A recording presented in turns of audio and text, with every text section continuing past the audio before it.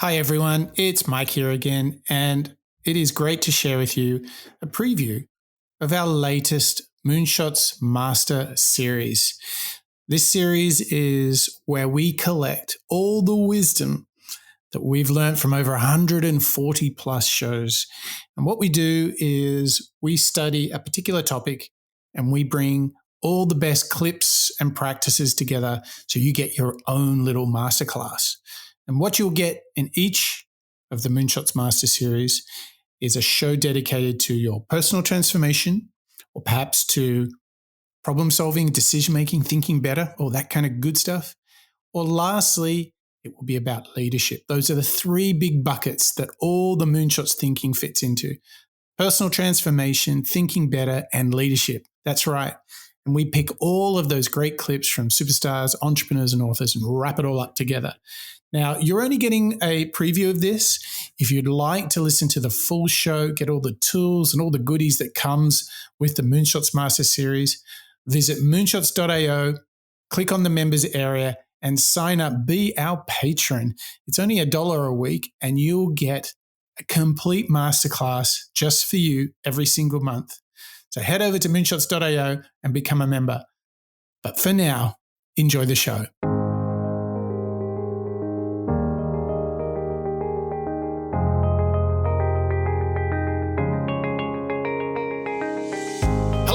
And welcome to the Moonshots Master series. It's episode 02. That's right, the next one. I'm your co-host, Mike Parsons, and as always, I'm joined by a man of principle, Mr. Mark Pearson-Freeland. Good morning, Mark. Hey, good morning, Mike. Isn't this an exciting day for you and I to be launching into episode number 2 of the Master series? It is so good. And I think the previous Master series on motivation has primed me to go into a new area of discovery today. Mark, where are we going today? Well, if last episode number 1, was all about motivation and building the foundation for you and I to really get inspired day to day and go out and achieve our goals and objectives, today, Mike, is all about digging down into the first principles and first principle thinking, which I think is fair to say, Mike, one of the most consistent ways of thinking, or maybe perhaps the DNA foundational way of thinking across a lot of our entrepreneurs and superstars that you and I have run into. It's incredible. Like, after 140 episodes of the Moonshots podcast, we can sit here on the Master series and say, first principle thinking is a great way to solve problems. It's a great way to make better decisions because the proof, Mark, the evidence, Mark, is there for the taking. Like, so many amazing people, from Aristotle to Elon Musk and everyone in between, is using first principle thinking to help them navigate all the complexity in the world and to come up with products or perhaps even companies that have incredible impact. And if it's not building a company, maybe it is your thinking, your book, your work, whatever it is. First principles thinking is something we know for sure superstars, the moonshotters of the universe, are using. So it is our job to bring it to you, our listeners. And boy, Mark, today's show is going to be huge. Yeah, I think you're right. And actually, that's not really a superlative, Mike. You've just referenced a huge amount of individuals using it to create companies or just to problem solve.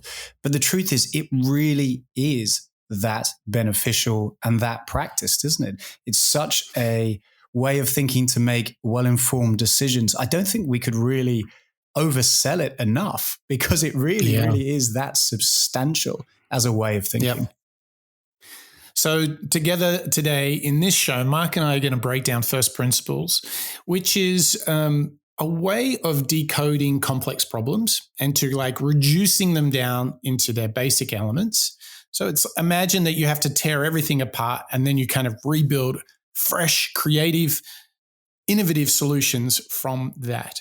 So rather than just jumping to conclusions, you have to kind of, like Lego, you have to pull it all apart and then rebuild it with new inspiration. That's what first principles thinking is. We're going to decode it. We're going to go on a crazy journey. First of all, part one of the show, we're going to go into studying, I would say, some of the most inspirational people and thinking around first principles.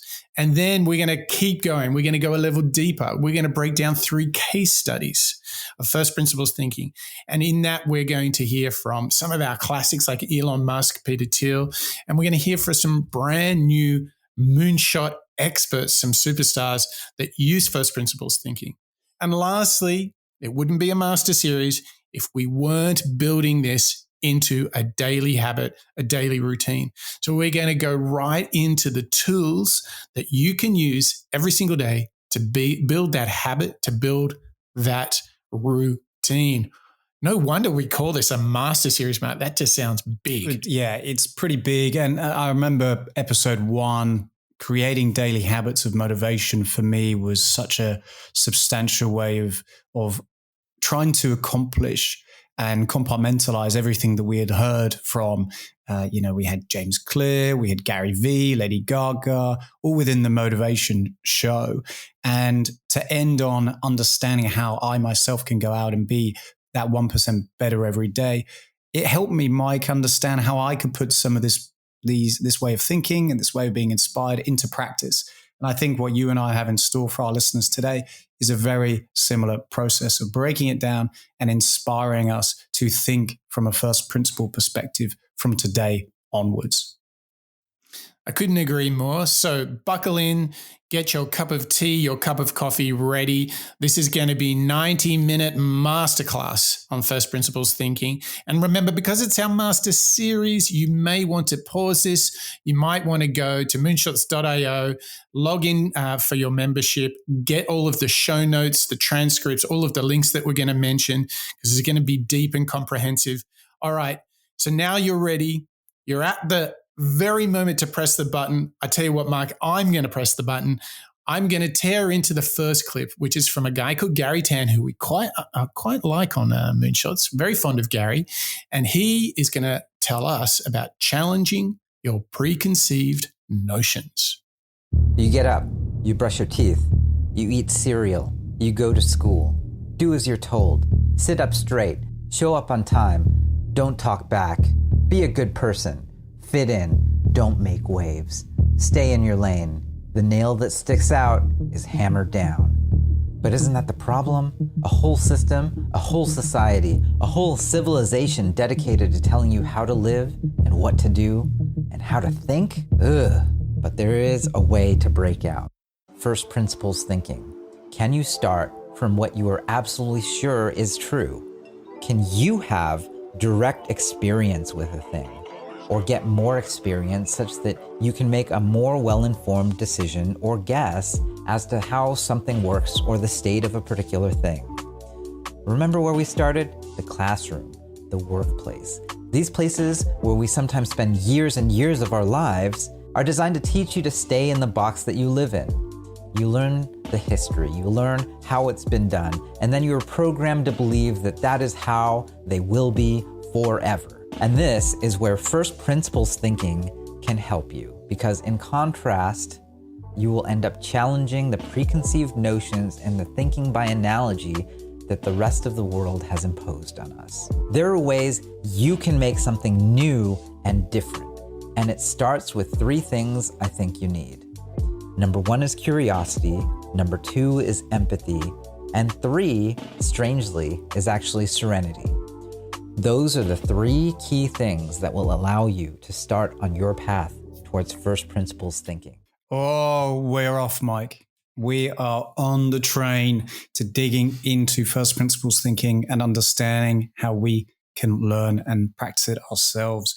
What a great starter for us to kind of whet our appetite. He kind of nailed it, right? He said, look, if you want to do out of the box thinking, this is where you go. First principles. You apply first principles thinking, and you will be able to think in a contrarian, revolutionary way, as opposed to just doing what everybody else is doing. And I mean, that's really, if you think about it, everybody says, oh, let's do some out of the box thinking. But how often do they break it down and build the steps so that you can do it like a routine, like working out at the gym, right? What I am so excited about is you and I are going to actually build that habit, build that routine together today on this show. Yeah. What I think is great as we begin this show on First Principles to try and break it down and understand it is Garry's reminder to us that you are a product of the way that you're educated, maybe your career, and what ends up happening is you follow some pretty similar thinking to others, maybe your teachers, your colleagues and so on, but also to yourself. And it reminds me, Mike, of our Adam Grant show on the Moonshots show about thinking better and thinking again and thinking differently to others. As I begin my journey or continue my journey to First Principles thinking, that's what I'm going to take with me. The idea that I can challenge the preconceptions that I might have about a problem or a solution, and practicing First Principles to get to a better decision at the end is what I'm going to try and do as we go through today's show. And I think the context in which First Principles works so well is that we are full of cognitive bias. And what I mean by that is we have so many bad habits when it comes to how we think. For example, I've got a list here, Mark, of some cognitive biases. Anchoring bias is when people are over-reliant on the first piece of information they hear. Availability heuristic. This is people overestimating the importance of information that is available to them. They might not have all the information. Bandwagon effect. Confirmation bias. Information bias. Outcome bias. Overconfidence. Recency bias. Placebo effect. I can go on and on. These are all basically the reasons why we have wishful thinking or lazy thinking, incomplete thinking. We make worse decisions when we do that. So with that, knowing that we have the habit as human beings to do that, we can build a muscle that is of First Principles thinking. And I think this is so exciting because we're presented with so much information that if we can build this discipline of thinking right, of really analyzing in an objective way, in a rigorous way, not only will we be able to solve problems, but we'll make better decisions about what should happen next. And I'm super excited about that. How about you, Mark? I think that's a good breakdown. And I love these cognitive biases that you were referencing, because it's so hard to, as you know, the old saying, see the wood through the trees. Sometimes there are so many moments when your natural bias will kick in and you'll say, oh, well, that colleague or that customer has requested something, but that reminds me of a time when somebody else requested the same thing and it frustrated me then. So maybe my natural instinct is to be a bit frustrated again because I assume I know how it's going to end, which is totally unfair, isn't it? It's unfair to put that onto somebody else and put that into the same situation, because the truth is it is a totally different situation. And it is those biases, as you were saying, that's getting in the way of us being able to analyze a situation correctly. And that's right. Without having, mental models in place, without having First Principles thinking as a kind of first stop on the bus to trying to make those better decisions and solve problems a little bit better, you are going to naturally fall into that consistent, almost bad habit of thinking in the wrong way. I think that's a nice way of breaking it down. And to build on that, I would say to avoid the wrong way of thinking, we can study the greats who have thought correctly. And one of the greatest living ambassadors for First Principles thinking is Elon Musk. But here's the crazy thing. It ain't anything new, Mark. And we've talked about, Charlie Munger, Einstein using it, but First Principles thinking goes way, way, way back. You can go right back in history for millennia, and there have been people boiling things down to their fundamental truths. So let's now listen to this story arc. Let's get into the history of First Principles thinking. Thinking from First Principles is not new. It's a method of thinking that's been utilized for over 2,000 years. first popularized by Aristotle when he defined it as the first basis from which a thing is known. It has resurfaced in popularity after Elon Musk attributed his many successes to this style of thinking. We have some of that secret sauce. Can we put it into our education system? Can someone learn from you? It is truly amazing what you've done. Oh, thanks. I do think there's a good framework for thinking is physics, the sort of first principles reasoning. But generally, I think there are, what I mean by that is boil things down to their fundamental truths and reason up from there, as opposed to reasoning by analogy. Throughout our lives, we are taught to reason from analogy. Our schooling system largely revolves around this concept. During school, we were rewarded for how well we could follow instructions. We were told what we should read and which exercises to do for homework. This form of education did not inspire independent and original thinking, but instead encouraged us to follow and not question that which was already established. We then live our lives thinking in this limited way. First principles thinking asks that we break down our assumptions and question them in the same way as a scientist would. Once you separate facts from assumptions, you can start to build something amazing. Most problems do not require breaking down to the most basic level. Going a few levels deeper than others is usually enough to give you the upper hand.